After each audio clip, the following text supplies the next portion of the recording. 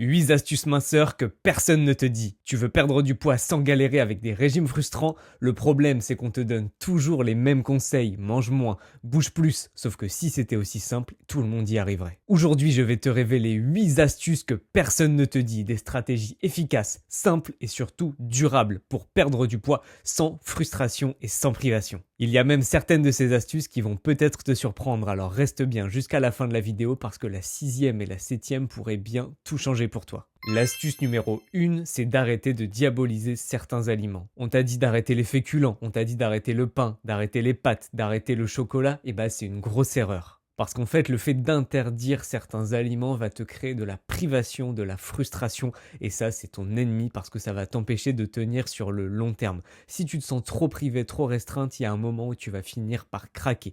Et généralement, quand tu craques, tu manges pas qu'un carré de chocolat, c'est toute la tablette qui y passe, et puis derrière, tu culpabilises, derrière, ça ruine tes objectifs, et au final, c'est un cercle vicieux qui se met en place, puisque derrière, tu vas te dire, là, j'ai fait n'importe quoi, j'ai trop mangé, donc pour compenser, je vais manger beaucoup moins derrière, je vais me priver, et puis derrière, tu te prives, donc tu finis par recraquer. Et ça, c'est le cercle vicieux dont tu ne finis par jamais sortir. La solution, elle n'est pas là. La solution, elle est de, oui, se faire des plaisirs, mais trouver le bon dosage entre se faire des petits plaisirs, les inclure dans ton quotidien, et c'est ça qui fait toute la différence. C'est prévoir ces moments-là de plaisir et les inclure dans ta diète. Et généralement, ce qui marche bien, c'est d'avoir une base très saine, équilibrée, avec des petits plaisirs. Et comme ça, tu vas pouvoir durer sur le long terme. L'important, c'est vraiment d'avoir un équilibre et de gérer les quantités. La notion d'équilibre, ça ne veut pas dire que tu vas manger tous les jours la même chose, tous les jours les mêmes quantités, tous les jours des aliments super sains. Non, l'équilibre, ça veut dire que parfois tu vas manger un peu plus, parfois tu vas avoir plus de calories, mais du coup, pour compenser, tu vas en enlever un petit peu ailleurs. Et ce qui compte, c'est de trouver cet équilibre-là. L'équilibre qui fonctionne pour toi et surtout un équilibre qui te permet d'inclure des petits plaisirs, qui te permet de garder ta vie sociale, de faire des apéros avec les copains, de faire des repas de famille où oui, tu as des plaisirs, mais en compensant de manière saine et intelligente derrière, parce que sauter un repas, ce n'est pas du tout la solution. Et justement, l'astuce à mettre en place, c'est de savoir quelle quantité tu as besoin de manger, parce que dans ces quantités-là, tu vas inclure ces petits plaisirs-là. Et ça, c'est l'astuce qui va te permettre de durer sur le long terme et surtout d'avoir enfin des résultats. L'astuce numéro 2, c'est la densité calorique, et ça, c'est une vraie clé pour perdre du poids. En fait, la réalité, c'est que tu peux manger des bonnes quantités et perdre du poids. Et c'est arrivé plein de fois que des personnes que j'accompagne me disent « Ouah, je vais jamais manger pour voir tout ça », on se retrouve à la fin de la semaine et moins 1 kilo sur la balance. Et à l'inverse, c'est arrivé que j'accompagne des personnes qui se privaient, qui mangeaient des toutes petites quantités, qui au final stockaient du gras. Parce que ouais, la densité calorique, c'est l'une des solutions. Et si tu manges 200 calories de légumes ou 200 calories de chips, et ben en fait 200 calories de légumes, tu vas avoir un gros bol et 200 calories de chips, un tout petit bol. Il y a des aliments qui sont très riches en calories, donc une toute petite quantité va t'apporter beaucoup de calories, et à l'inverse, tu as certains aliments qui vont être pauvres en calories. Par exemple, les légumes, ce qui fait que tu peux manger beaucoup de légumes, tu vas avoir peu de calories, ça va pas te faire prendre du poids, mais ça va te rassasier. Et la clé, c'est vraiment de prioriser des aliments avec un gros volume alimentaire et rassasiant.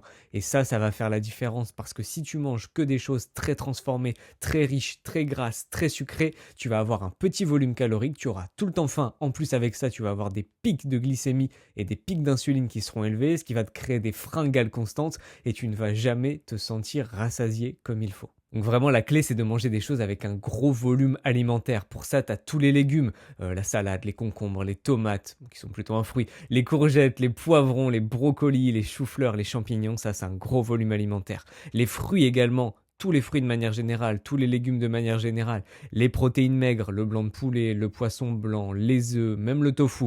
Les féculents complets qui sont riches en fibres, les pommes de terre, si elles sont cuites à l'eau, évidemment pas des frites, les patates douces, les légumineuses, les flocons d'avoine, tous ces aliments-là, c'est des aliments avec un gros volume alimentaire qui vont t'apporter peu de calories, mais qui vont te rassasier. Et ceux-là, tu dois vraiment les mettre en priorité dans tes repas. L'astuce numéro 3, c'est d'optimiser tes repas en 3 étapes simples. Je vais faire très court, je vais pas te faire de blabla. 1. Ajoute des protéines, ça a un effet rassasiant, tu augmentes ta masse musculaire, tu brûles plus de calories.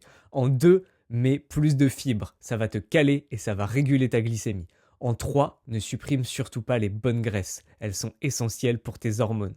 Astuce numéro 4, c'est l'organisation. Et pour ça, j'ai également 3 clés super importantes à te partager. En 1, fais tes menus de la semaine. En 2, fais tes courses de la bonne manière. Et en 3, fais du meal prep. En fait, l'idéal, c'est vraiment tu te poses un moment dans ta semaine. Par exemple, si tu fais tes courses le lundi, et ben, tu te poses le dimanche, tu fais tous tes menus de la semaine. Comme ça, tu vas savoir quoi manger et ça va te permettre de bien manger toute la semaine. Parce que le truc à éviter, c'est vraiment, il est 18 h, tu rentres du boulot, soit tu as le frigo vide, soit tu sais pas quoi faire à manger, donc au final tu finis par faire un truc tout prêt, soit tu finis par commander quelque chose encore pire, et ça c'est pas bon.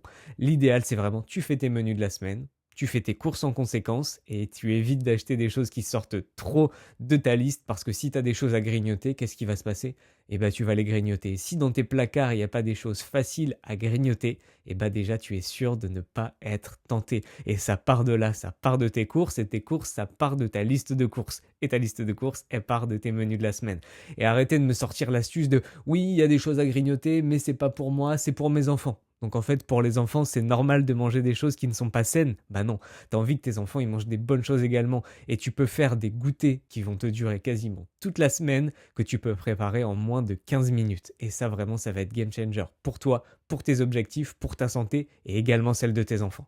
Et le dernier truc super important aussi, c'est de préparer un maximum en avance. Il y a 2 techniques. Soit tu fais du meal prep pour toute la semaine, tu peux le faire une fois par exemple le dimanche et une fois le mercredi, comme ça tu cuisines un maximum de choses en avance, ou alors tu fais une fois sur 2. Ça c'est la méthode que j'aime bien. Par exemple, tu cuisines le lundi soir pour le lundi soir, mais également pour le mardi soir. Et comme ça, tu vas avoir des choses déjà prêtes, tu mets dans un tupperware, même avec les bonnes quantités, comme ça tu as juste à sortir, réchauffer, et tu as déjà des choses prêtes, saines et faciles à réchauffer. Si tu rentres du boulot, il est 18 h comme on a dit, et t'as rien à manger, tu dois faire à manger, tu sais pas quoi faire à manger, c'est la galère et tu finis par faire des choses qui sont pas très bonnes.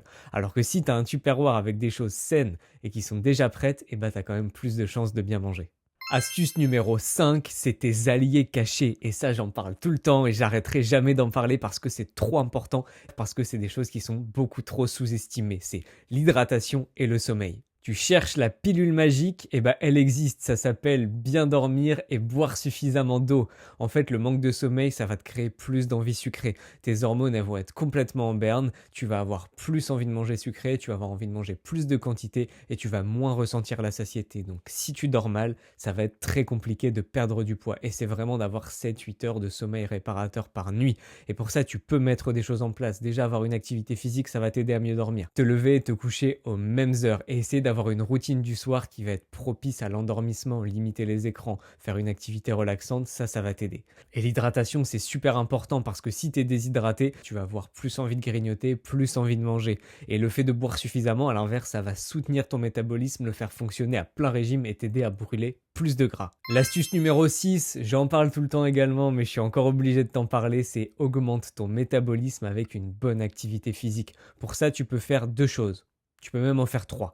La première, c'est de faire du renforcement musculaire. Ça va te faire brûler plus de gras à long terme. Et non, ne t'inquiète pas, tu ne vas pas ressembler à un bodybuilder ou une bodybuildeuse si tu fais un petit peu de renfort. Arrêtons de dire « Ouais, moi je fais pas d'exercice de muscu parce que j'ai peur d'être trop musclé. » Il n'y a jamais personne qui est devenu trop musclé par erreur. Pour être... Qu'est-ce qu'il fait? Il n'y a jamais personne qui est devenu trop musclé par erreur, ça n'existe pas. Pour être musclé, il faut optimiser ton alimentation, optimiser ton taux de protéines, optimiser ton sommeil, optimiser tes entraînements, faire ça de manière répétée, t'entraîner beaucoup de fois par semaine. Personne n'est jamais devenu trop musclé par erreur.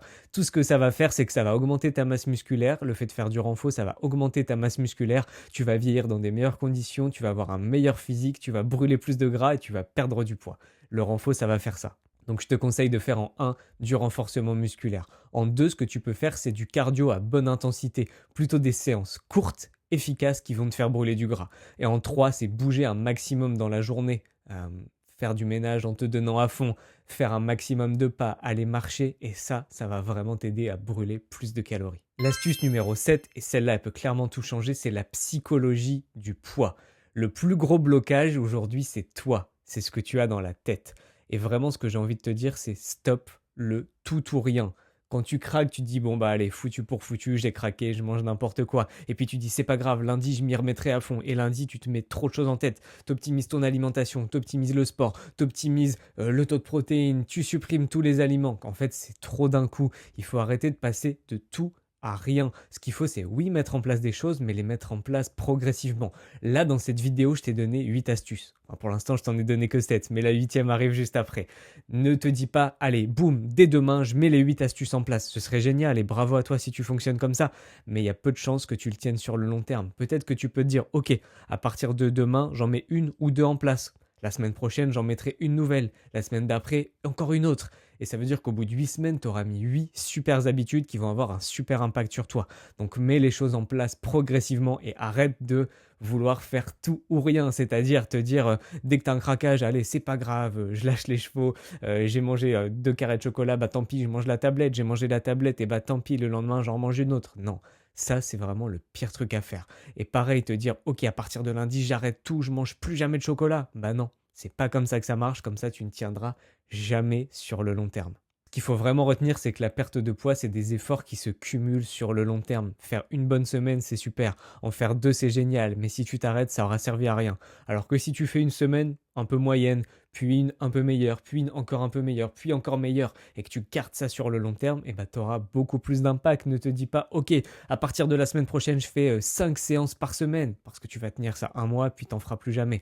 Dis-toi, ok, là je commence par en faire une par semaine, et tu tiens ça, et t'en rajoutes une, puis une troisième, et puis au bout de quelques semaines, tu vas tenir 3 séances par semaine. Et ça, c'est super, et tes efforts, ils vont se cumuler. Et vraiment, la perte de poids, c'est des efforts qui se cumulent semaine après semaine. Astuce numéro 8 et dernière astuce qu'il faut, c'est planifier pour gagner. Suivre tes habitudes, ça va te garantir le succès. C'est vraiment, et ça je le répète, je l'ai dit dans ma dernière vidéo, tout ce qui se mesure s'améliore. Je te le répète. Ce que tu peux faire par exemple, c'est mettre un tracker en place. Je te le montre à l'écran, le tracker que j'utilise. L'idée, c'est de mettre en place des habitudes, les choisir, celles qui sont prioritaires pour toi. Surtout, n'en mets pas trop. Tu peux commencer avec 3 habitudes au début, puis après en rajouter petit à petit. Et ça va vraiment te permettre de tenir tes habitudes. Tout ce qui se mesure s'améliore. Ce que tu peux faire, c'est commencer à mettre en place, par exemple, boire plus d'eau, faire attention à mon sommeil, me coucher à heure fixe, supprimer les aliments transformés. Bref, ça c'est des idées que je te donne, mais mets en place celles qui comptent pour toi. Tu peux même reprendre les 8 astuces de cette vidéo et les mettre en place semaine après semaine.